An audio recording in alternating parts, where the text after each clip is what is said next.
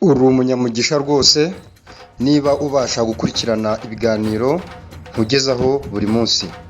Ikiganiro nimenya byinshi ni ikiganiro mugezweho na Steven Rwanda. Uyu munsi tugiye kureba abadayimoni barindwi bari kuri iyi si, ariko mbere yuko tuvuga abadayimoni barindwi turaza kubahuza n'iminsi 7 y'icyumweru, kubera ko buri mudayimoni uba ufite buri munsi wayo. Gusa mbere yuko mvuga ku badayimoni barindwi n'iminsi 7 y'icyumweru, ndaza kugaruka ku mibumbe 7. Reka tubanze turebe se mu by'ukuri iyi mibumbe 7 hari aho yabihuriye n'iminsi 7 y'icyumweru, cyangwa se aba badayimoni barindwi bitemberera kuri iyi si. Reka tubanze turebe umubumbe wa mbere. Ubundi umubumbe wa mbere bawita Mercury. Nimvuga Mercury wumve uw'inyamucyo, ubyumva uko nkuko mbivuga. Kabiri ni Venari cyangwa se Venusi. Gatatu ni isi cyangwa se Asi. Kane ni Mars. Gatanu ni Jupiter. Gatandatu ni Saturn. Karindwi ni Uranus. Ariko iyi mibumbe yombi uko ari 7, wowe unyumva ndabizi ko uherereye ku mubumbe wa gatatu, uwo mubumbe akaba ari isi. Ntabwo ari cyo kiganiro ngiye kubagezaho. Uyu munsi ngiye kubagezaho abadayimoni barindwi. Nimvuga daimoni wumve demon cyangwa se amajini. Yego, nimvuga demons wumve demonology. Kuba pasiteri cyangwa se ku bantu bize theology ngira ngo murabyumva neza cyane. Ndagira ngo twibukiranye ubwo babigishaga ngo mugende mubwire amahanga yose, muyabwire ibijyanye n'amadayimoni. Ndagira ngo twibukiranye neza hatagira umupasiteri ugira ikintu anyisobaho cyangwa se ngavuge ngo nababeshye. Tugiye kureba icyo bita demonology. Kora subscribe kuri Soma Rwanda TV hamwe na Steven Rwanda. Umudayimoni wa mbere ubundi bamwita Lucifer. Nimvuga Lucifer wumve Rusofero, ndaza kubasobanura bose. Uwa kabiri bamwita Beelzebub. Reka mvuge Lucifer. Ubundi nimvuga Lucifer wumve ubwibone. Nimvuga Beelzebub wumve inda nini. Nimvuga Satani wumve ubugome. Nimvuga Leviathan wumve ishyari. Yego. Nimvuga Momoni wumve umururumba. Nimvuga Belifegoni wumve ubunebwe. Buriya n'ubunebwe nabyo ubwabyo ni umudayimoni. Nimvuga Esemudeusi wumve irari ry'iby'ibitsina. Nimvuga yego, ndagira ngo ni 7 nkuko mbavuze. Hanyuma tugiye gusobanura buri umwe wese n'ibyo ashinzwe kuri iyi si. Reka duhere kuri Lucifer. Numvuga Lucifer wumve morning star, inyenyeri y'uruturuturu cyangwa se bright. Yego, inyenyeri y'uruturuturu. Ubwibone. Ngira ngo ahantu uri ushobora kuba ufite umuyobozi, ariko uwo muyobozi akaba akuyoborana ubwibone. Ntabwo ubwibone ari ikintu cyiza, kubera ko ubwibone bugushyira ahantu habi. Ngira ngo nimvuga ubwibone ni cya gihe uba uri mu bantu ukumva ko mbega ubarenze, ubarusha ubwiza, ubarusha icyubahiro, ubarusha akazi keza, ubarusha amafaranga. Ibi ngibi nta kindi bigukururira kuba inshuti ya Lucifer.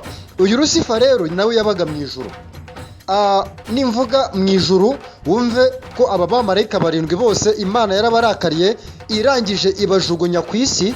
Ngira ngo muri Bibiliya hari ahantu handitse ngo wasiwe ugushije ishyano kuko umugome akumanukiye. Umugome rero ni Satani, ariko aba bandi bo baje bihishe inyuma ya Satani, kubera ko ikijya kuba cyose kivuye ku icyaba cyose kiguteye ubugome kiba cyatangiriye ku bwibone. Uriya muntu ufite ubwibone buragenda bugakururumba muri we ku rwego rwaho agenda akisiga amavuta mabi cyane, ku rwego rwaho ashobora no gufata inzara ze akazinyomoramo agashyiramo inzara mpimbano. Ni za nzara bajya kugura mu masoko. Natinze cyangwa se ngo nizimbere mu magambo maremare, ndabizi ko aba badayimoni mbababwiye bwakwira bugacya. Reka tujye ku mudayimoni rero wa kabiri. Uyu nguyu bamwita Beelzebub. Uyu nguyu ayobora inda nini, ku biryo, ku byo kunywa. Kwa kundi ujya mu kabari ukanywa ukarenza urugero, ugasinda, ukinyarira, hariya umudayimoni witwa Berizebebu rwose aba akuri imbere kandi aba ari kukuyobora. Nta kindi aba ashaka kugukoresha uretse kugusebya no kugaragaza ko nta gaciro ufite. Byose byayobowe n'inda nini. Ngira ngo hari abantu muzi barya ibiryo ku rwego rw'aho bajya kwirutsa bayobowe n'inda nini. Si ibyo gusa nimvuga inda nini, ngira ngo murabizi muri iyi minsi hari abantu ujya kumva barakubwiye ngo uriya muntu afite inda nini. Uriya muntu ntabwo ari inda nini bimurimo, ni umudayimoni witwa Berizebebu, aba yaramwinjiyemo ku rwego rw'aho arya ntanyurwe, akarya agakomeza akarya. Reka tujye ku mudayimoni wa gatatu, ni Satani. Nimvuga Satani wumve umwami w'ubugome. Umugome ni umugome kubera ko iyo ikintu cyose cy'ubugome ugiye gukora burya uba uyobowe na Satani. Reka tuvuge ko umugore n'umugabo batonganye, umugore agafata umuhini akirukanka ku mugabo we akawukubita mu mutwe, umutwe akaba arawashije maze amaraso agatonyanga akagwa ku butaka. Icyo gihe Satani aba ayoboye uwo mugore kubera ko ubugome buba bwageze muri uwo mugore. Umugabo rero yapfuye, Satani arishima cyane, ahari agakoma amashyi, akagenda akigura agacupa akavuga ngo icyanzanye ku isi ndakirangije. Hari n'ubwo ubugome bukwinjiramo ukiyanga neza kubera ko hari ikintu kibi kiri kukubaho, ubugome bukajya muri wowe bikarangira ufashe akagozi ukiyahura. Natinze ngo nizimbere mu magambo, reka tujye ku mudayimoni wa kane. Uyu nguyu bamwita Liviyatani. Ishyari. Burya ishyari riba riyobowe n'uyu mudayimoni witwa Liviyatani. Liviyatani uyu nguyu ureba, ngira ngo murabizi, irari ryose cyangwa se ubugome bwose bushobora kuba bwabaho buba bwatewe n'ishyari. Niyo mpamvu nababwiye ngo Satani aba badayimoni bose bamwihisha inyuma. Reka tuvuge ko ufite mwene so wenda afite imodoka, ariko ishyari rikugiyemo ku rwego rw'aho aho gutekereza icyo wakora uri gutekereza ku cyo mwene so yagezeho, kandi nyamara nawe ukoze wakigeraho. Ishyari rero iyo rikwinjiyemo nta kindi bigukururira uretse kuba wamuhitana. Reka mbaho urugero rw'ishyari. Ngira ngo mwese tugiye mu itangiriro muri Bibiliya muzi icyabaye kuri ba bana ba Adamu na Eva. Murabizi Kayini yishe Abeli. Kayini yari umuhinzi, Abeli akaba umworozi. Ubwo Kayini yajyanaga ibitambo bye ku Uwiteka, ngira ngo iyo uri umuhinzi nta kindi gitambo wajyana uretse ibyo wejeje. Iyo uri umworozi nabwo ujyana icyavuye ku nyamaswa cyangwa se icyavuye ku matungo. Kayini yaragiye ajyana ikimasa cyiza cy'umushishi, ikimasa cyiza gishishe. Hanyuma Kayini ajyana utuntu yarobanuye mu mbuto ze, utuntu twakwita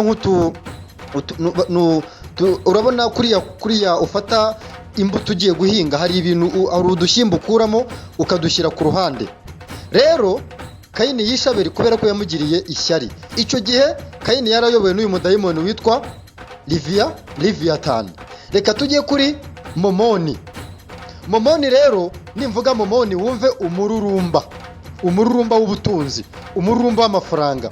Momoni uyu nguyu nawe yabaga mu ijuru. Ubwo abandi bamarayika babaga bari kuririmbira no kuramya Uwiteka, uyu mumarayika we nta kindi yari ashinzwe uretse kwitakaho imirimbo ndetse n'amadiyama.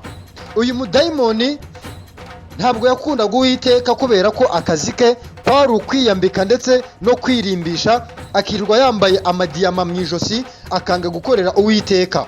Uyu mudayimoni rero iyo yakugezemo ugirira umururumba w'amafaranga ku rwego rw'aho iyo ubonye umutwe w'umuntu ubonamwo amafaranga. Ni hahandi uhura n'umuntu nijoro ukamuca umutwe, warangiza ukajya kuwugurisha. Ibi ngibi nta kindi bigukururira kuba waba inshuti y'uyu mudayimoni witwa Momoni. Natinze reka njye ku wundi mudayimoni witwa Belufogoni. Ni ubunebwe. Ubunebwe rero nabwo buragenda bukakwiraramo ku rwego rw'aho kubyuka saa 11 ngo ujye mu kazi cyangwa se ngo ube wajya muri siporo kugira ngo ugire ubuzima buzira umuze, cyangwa ngo ube wafata iyo suka yawe ngo ujye guhinga. Uyu mudayimoni witwa Belufogoni aba yakwinjiye. Ubunebwe iyo bwakugezemo bugukururira ubukene, ubutindi, ku rwego rw'aho usaza uvuga ngo Imana yarakwanze kandi mu by'ukuri ari uyu mudayimoni wakwangishije gukora. Ubu bunebwe hari n'igihe bugukurira kwiyahura. Iyo wiyahuye rero Satani arishima kubera ko Belifogoni aba yakwinjiyemo. Reka tujye kundi mudayimoni wa karindwi ntatinze kubera ko igihe hano bamaye ni gitoya cyane. Hari umudayimoni witwa Asimedeusi. Uyu Asimedeusi ni irari ry'ibitsina. Uyu niwe uyobora abagore n'abagabo mu gucana inyuma, niwe uyobora abakobwa b'imyaka mito cyane gutangira ubusambanyi bakiri bato, niwe uyobora abasaza bakuze kuba bajya mu bana bato babashukisha ubutunzi. Uyu mudayimoni witwa Asimedeusi ni umudayimoni mubi cyane kubera ko aguteza indwara nyinshi cyane zituruka mu mibonano mpuzabitsina. Iyo wanduye sida, uyu mudayimoni arishima. Iyo wanduye umutezi, uyu mudayimoni arishima. Iyo uteye inda umukobwa ukayikuramo, uyu mudayimoni arishima kubera ko niwe uba ari inyuma y'irari ry'ibitsina. Bakunzi ba Soma Rwanda TV, ikiganiro nimenya byinshi, ndabizi ko uyu munsi ubashije kuba wamenya imibumbe 7. Iyi mibumbe 7 nzayigarukaho mu kiganiro cy'ubutaha kubera ko uyu munsi nagarutse kuri demology cyangwa se demonology. Kuba dayimoni 7 ndabagusobanuriye. Niba ukunda ibiganiro byanjye kora subscribe rwose, uri umuntu w'ingenzi kandi uri umuntu w'umunyabwenge, uzagera kuri byinshi nukomeza kunkurikirana. Reka amahoro y'Imana bane nawe. Aba badayimoni ubirinde kandi ubagendere kure kubera ko nutabirinda bazaguhitana.